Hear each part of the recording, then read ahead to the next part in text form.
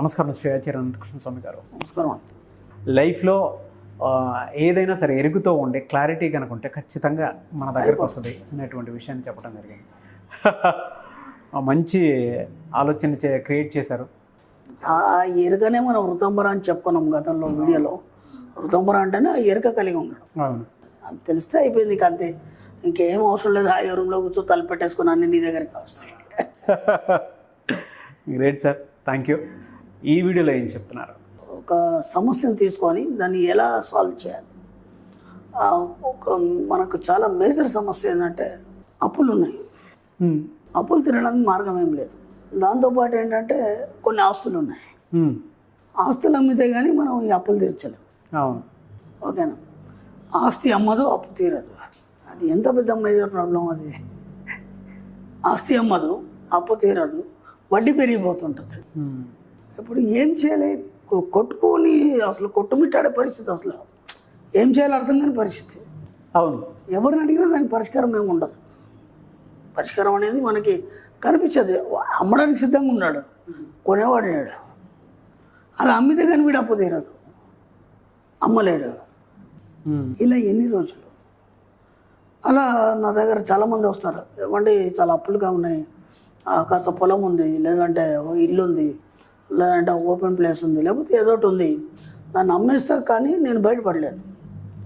కానీ ఎన్ని ప్రయత్నాలు చేసినా అది అమ్ముడు పోవట్లేదు. అది ఎలా అయిపోతుందంటే ఉండి ఉండి ఉండి 1 సంవత్సరం అయిపోతుంది, 2 సంవత్సరాలు అయిపోతుంది, 3 సంవత్సరాలు అయిపోతుంది. అప్పటికి ఏమైపోతుంది? వడ్డీ అంతా పెరిగిపోతుంది. ఆ పెరిగిపోయి చివరికి వస్తే ఒక 10 లక్షలకు అమ్ముకోవాల్సింది 5-6 లక్షలకి అమ్మాల్సి వస్తుంది. అప్పుడు కూడా ఏమవుతుందంటే కేవలం అప్పు తీరుతుంది, మళ్ళీ వీళ్ళ చేతిలో ₹1 ఉండదు. దాంతో ఏమైపోతుంది? మళ్ళీ అప్పులు చేయాల్సింది. అప్పుడు మళ్ళీ పరిస్థితి, అప్పుడేంటి పరిస్థితి?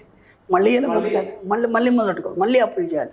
అప్పుడు అమ్ముకోవడానికి ఏముండదు, అప్పుడు ఇచ్చేవాడు ఉండడు. ఎందుకంటే ఇది ఉంది కాబట్టి ఎంతో కొంత ఆ ధైర్యంతో తెచ్చాడు, వాడు ఇచ్చాడు. ఇప్పుడు ఇవ్వడానికి కూడా రాడు, ఎందుకంటే ఏమీ లేదు కాబట్టి. ఇక్కడ రెండోది ఏంటంటే మన సబ్జెక్ట్లో అనద్దు కానీ వాస్తవం మాట్లాడుకుందాం. అప్పు అనేది మనిషిని ఎప్పుడు అలర్ట్గా ఉంచుతుంది. ఓకేనా. అప్పును వాడు ఏంటంటే ఎప్పుడు ఆలోచిస్తుంటాడు, నిరంతరం ఆలోచిస్తుంటాడు. ఓకేనా. ఆ రెండు ఎలా తప్పించుకోవాలని ఆలోచిస్తాడు. అవును, అంటే ఆ తెలివిగా 24 గంటలు షార్ప్గా తన మైండ్ ఉంటూ తను కూడా యాక్టివ్గా ఉంటాడు.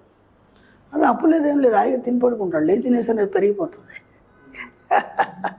కాబట్టి అప్పు ఉండడం కూడా ఒక రకంగా మంచిదే, కానీ అది మరి బాధ పెట్టే విధంగా ఉండడం అనేది కూడా మంచిది కాదు. ఎందుకంటే దాంతో నీ అనారోగ్యాలు పాడైపోయి ఆ జీవితాన్ని ఎటు అర్థం కాకుండా పరిస్థితుల్లో ముగించడం కానీ ఇలాంటివి జరుగుతుంది. కాబట్టి అప్పు లేనివాడు అధిక సంపన్నుడు. దాన్ని పూర్తిగా తీసేద్దామంటే ఇలాంటి పరిస్థితుల్లో అతను ఎలా బయటపడగలుగుతాడు? మరి ఆస్తి ఎందుకు అమ్ముడు పోవట్లేదు? అది ఎవరికి అర్థం కావట్లేదు. అమ్మకాన్ని పెట్టాడు కానీ అది అమ్ముడు పోవట్లేదు. ఇక్కడ విచిత్రం ఏం జరుగుతుందంటే కొన్ని సెంటిమెంట్లు ఉంటాయి మనకి బాగా. ఏం సెంటిమెంట్లు అంటే, ఇది మా తాతల ఆస్తి, కనిపించిన వాడికల్లా అదే స్టోరీ చెప్తాడు వాడు. సపోజ్ ఎవడని కొనడానికి వచ్చాడు, కొనడానికి వస్తే కూడా వీడు దాని స్టోరీ అంతే చెప్తాడు. మా తాతల ఆస్తి, దాన్ని గుర్తింపుగా నేను ఉంచుకోవాలనుకున్నాను, కానీ తప్పని పరిస్థితుల్లో అమ్మదలుచుకున్నాను.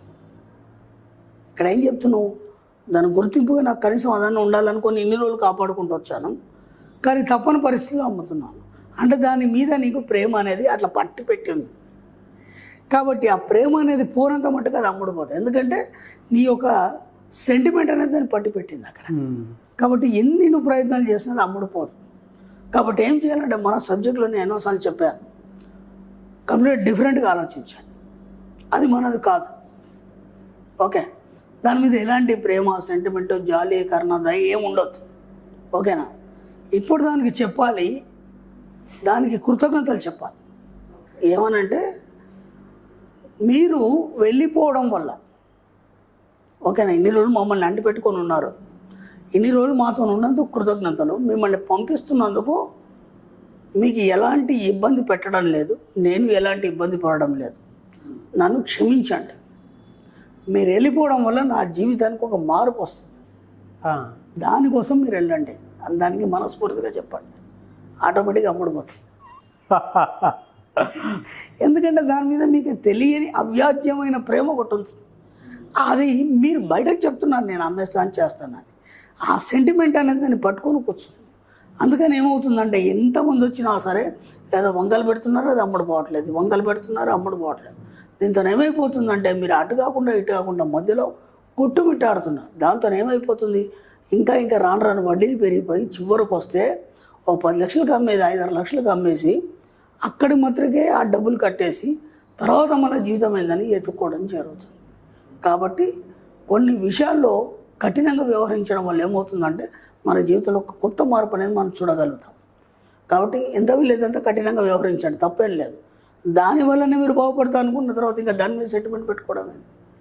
కాబట్టి ఇలా చాలామంది నా దగ్గరకు వస్తారు, ఎన్ని ప్రయత్నాలు చేసినా అది అమ్ముడు పోవట్లేదండి, నేను సిద్ధంగానే ఉన్నాను, ఎందుకు పోవట్లేదు, దాని మీద ఇంకా నీ ప్రేమ చావలేదు, అందుకే అది పోవట్లేదు.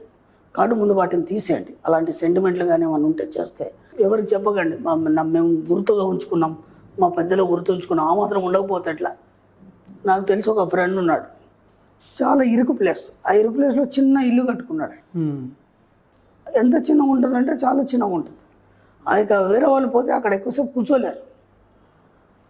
ఎందుకు నాయన అది కట్టుకున్నావు, అది తీసేయచ్చు కదంటే, ఇది మా అమ్మ నాన్న సంపాదించిన స్థలం, ఇది వాళ్ళ గుర్తుగా నేను కట్టుకున్నాను.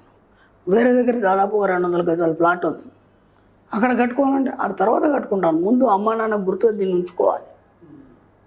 అలా ఇరికిరికి గదుల్లో ఉంటే అమ్మ నాన్న సంతోషిస్తారా? లేదు. అదే మంచి ఆ 200 గజాల్లో మంచి ప్లాట్ కట్టుకొని ఒక ఉన్నత స్థాయిలో ఉంటే నీ తల్లిదండ్రులు సంతోషిస్తారు. నా కొడుకు ఈరోజు ఒక ఉన్నత స్థితికి వెళ్ళాడు, ఎంత మంచిగా ఉన్నత స్థితిలో ఉన్నాడు, ఎంత బాగా వాళ్ళు ఆనందిస్తారు. వాళ్ళు ఈ ఇరుకు గదిలోనే ఇంత చిన్న కట్టుకొని ఉంటే వాళ్ళు ఆనందిస్తారా? అంటే దానికి ఒక మీనింగ్ లేదు. ఇక ఒకటి మైండ్లో పడింది ఏంటంటే మా తల్లిదండ్రులకు గుర్తుగా నేను కట్టుకున్నాను, ఎందుకంటే వాళ్ళు సంపాదించిన ఆస్తి ఏం పోయింది, దాన్ని కూడా అమ్మేసి ఆడ ఇంకా కొద్దిగా పెద్ద ప్లేస్ తీసుకో, ఇంకా చాలా బాగా కట్టుకో, మంచిగా హాయిగా ఆనందంగా ఉండు. కావాలంటే అమ్మ నాన్నకు ఒక గది కట్టించు, దాంట్లో అవసరమైతే మా అమ్మ నాన్న కోసం ఉంచాను గది అని చెప్పు, వాళ్ళు ఇంకా సంతోషిస్తారు. అంటే పనికిరాని అన్నీ మనం పెట్టుకొని ఏం చేస్తామంటే అసలు విషయాల్ని మర్చిపోయి దాంతో పట్టి పీడింపబడ్డ వాళ్ళం అవుతాం మనం. కాబట్టి ఎంత వీలైతే ఆ పీడ నుంచి బయటపడడానికి మీరు ఏం చేస్తారంటే దాని మీద సెంటిమెంట్ కానీ ప్రేమను కానీ పెంచుకోకుండా దాన్ని వదిలిపెట్టేయండి. ఎప్పుడైతే మీరు ఫ్రీగా వదిలిపెట్టేసి దానికి క్షమాపణ చెప్తారో ఈజీగా మీకు సహకరిస్తూ మీకు ఏం కావాలో అది జరిగిపోతుంటాయి కార్యక్రమాలు. ఎక్కడ కూడా దేన్ని పట్టుకొని దేని మీద ప్రేమలు సెంటిమెంట్లు పెంచుకోకండి. అందుకే మన సబ్జెక్ట్లో ఫస్ట్ నేను చెప్పేది ఏంటంటే మన సబ్జెక్ట్లో ప్రేమ లేదు, జాలి లేదు, కరుణ లేదు, దయ లేదు, దేవుడు లేదు, జ్యోతిష్యం లేదు, పూజలు లేవు, ఏమీ లేవు, కేవలం బాధ్యత ఉంది. ఆ బాధ్యతాయుతంగా మాత్రం వ్యవహరించండి, దాని ప్రకారం మీ కార్యక్రమాలు చేసుకుంటూ ముందుకెళ్ళిపోండి. కానీ అప్పులు చాలామంది చేసి ఇది చాలా పెద్ద సమస్య అండి. ఏం పెద్ద ఎట్లా అంటే అది అమ్ముడు పోదు, వీడు కట్టలేడు, అది అలాగే ఉండిపోతుంది, అది ఎన్ని రోజులనే ఉండిపోతుంది. కానీ ఏం చేయలేడు, ఉన్న పల్లెకి ఇప్పుడు దాన్ని అమ్మాలంటే ఎవడు కొనాలి, ఎందుకు అమ్ముడు పోదు అంటే వీడికి దాని మీద ప్రేమ చావలేదు కాబట్టి అది పోతుంది, అంతే. ఇది ఎవరికి తెలియదు, ఇది అన్నీ బాగానే ఉన్నాయి, వాస్తు బాగానే ఉంది. ఇది డైరెక్ట్ వెర్షన్, ఇండైరెక్ట్ వెర్షన్ ఒకటి ఉంటుంది. ఇంకొకటికి ఇతని దగ్గర డబ్బులు ఉండవు, కానీ వేరే వాళ్ళకి మాత్రం డబ్బులు హామీగా ఉండిపిస్తారు. అది అది అది వేరే, అది ఇంకా భయంకరం. అది గతంలో వీడియోలో చెప్పుకున్నాం. ఈరోజు చాలామంది వస్తున్నారు నా దగ్గరికి, గురుగారు ఇలా అయిందంటే నేను చెప్పాను కదంటే అది అయిపోయిన తర్వాత మీ వీడియోలు చూసామండి, ఏం చేస్తాం, తప్పదు కదా, ఇప్పుడు ఏం చేయాలి చెప్పండి అంటారు, ఏం చెప్తాం. అది ఒక సామెత ఉంది, పెద్దలు చెప్పేది, ఆ గోడ కొట్టిన సున్నం రాదు, ఇచ్చిన డబ్బులు రావు అని చెప్పేసి ఒక సామెత ఉంది. రావాలండి, ఎలా వస్తాయి దానికి అవన్నీ కూడా మనం మ్యాక్సిమం కొన్ని చెప్పగలుగుతాం, దాన్ని ప్రాక్టీస్ చేసినప్పుడు వస్తాయి అవి. అంతకంటే దాన్ని మనం ఇలా ఖచ్చితంగా చెప్పలేం. అవును, క్లాస్లో కొన్ని టెక్నిక్స్ చెప్తాం, ఇచ్చిన డబ్బులు రావడానికి ఏం చేయాలి, లేకపోతే మనకు డబ్బులు రావాలంటే ఏం చేయాలి, మనం ఇచ్చినవి సరిగ్గా టైంకి రావాలంటే అవన్నీ చెప్తాం మనం. దానికి కొద్దిగా ప్రాక్టీస్ చేయాలి, ప్రాక్టీస్ చేస్తూ వస్తుంది, కానీ టైం పట్టుతుంది దానికి. ఇక్కడ ప్రాణం పోతుంటే అవన్నీ ఎక్కడి నుంచి అయితే పనులు.